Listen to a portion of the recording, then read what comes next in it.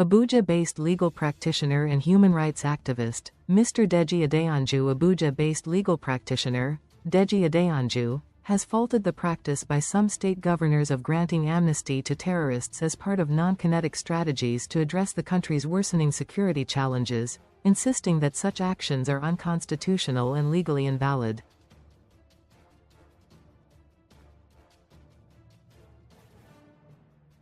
Adeyanju, who heads Deji Adeyanju and Partners, a law firm in the Federal Capital Territory, made the assertion in a statement issued on Thursday.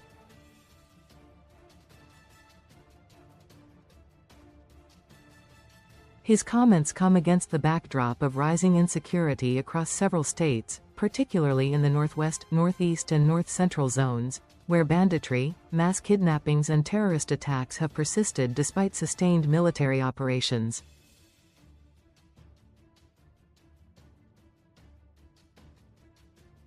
In response, some state governments have adopted dialogue, negotiation and amnesty programs, offering pardons, financial incentives and rehabilitation packages to armed groups in exchange for laying down their weapons.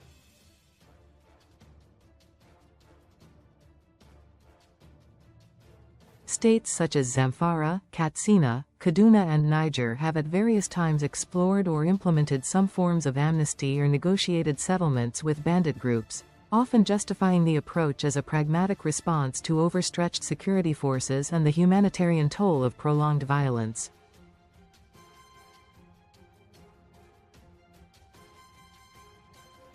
While proponents argue that the measures have led to temporary reductions in attacks in some areas, critics maintain that the initiatives embolden criminal elements and undermine the rule of law.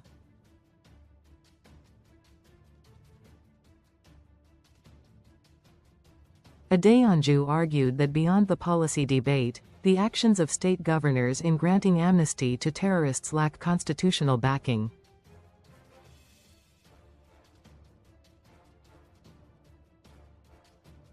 Under Section 212 of the Constitution of the Federal Republic of Nigeria, 1999 as amended, a governor's power of pardon is limited strictly to offences created by laws of the state.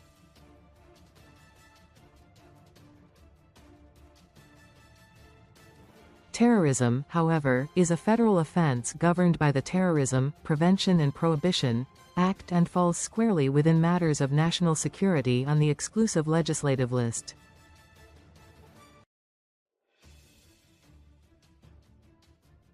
As such, only the President, acting under Section 175 of the Constitution, can lawfully grant amnesty for terrorism-related offenses.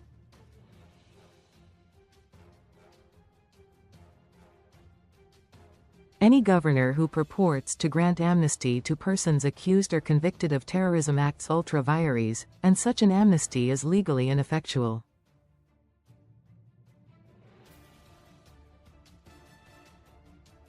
This was affirmed by the Supreme Court in the case of Attorney General of Ondo State v.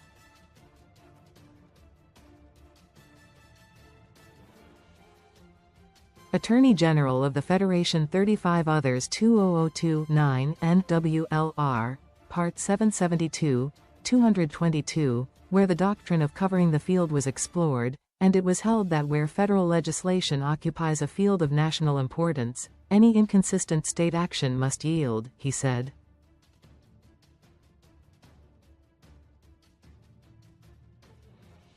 Drawing further support from judicial precedents, Adeyanju referenced decisions of the Apex Court to reinforce his position.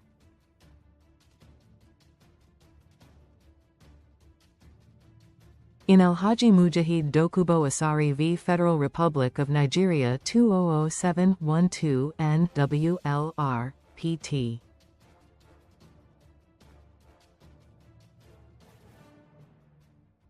1048, 320, the Supreme Court held that where national security is threatened, individual rights must give way to the collective security and corporate existence of the country.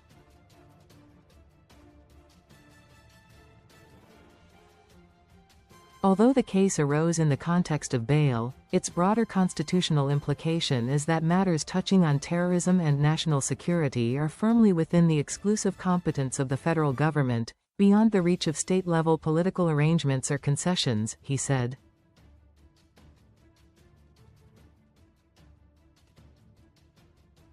He also cited the federal government's handling of militancy in the Niger Delta as the clearest constitutional precedent for granting amnesty.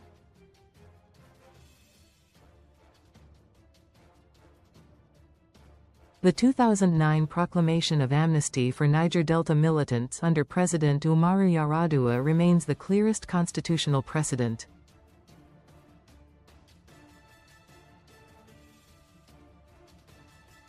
The offenses involved were all federal crimes, treason, felony, and economic sabotage.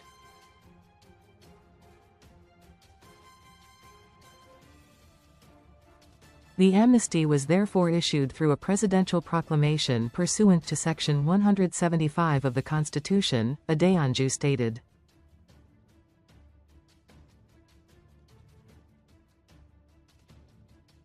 While acknowledging that state governments have a role to play in addressing insecurity, the lawyer cautioned against conflating dialogue and rehabilitation with the constitutional power to grant amnesty.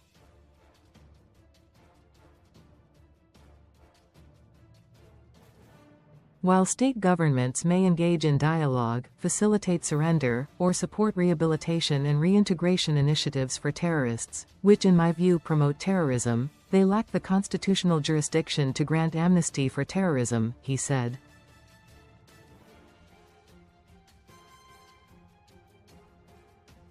Adeyanju warned that allowing subnational governments to pardon terrorists could weaken Nigeria's counter-terrorism framework, create conflicting legal regimes and undermine national security efforts coordinated by the federal government.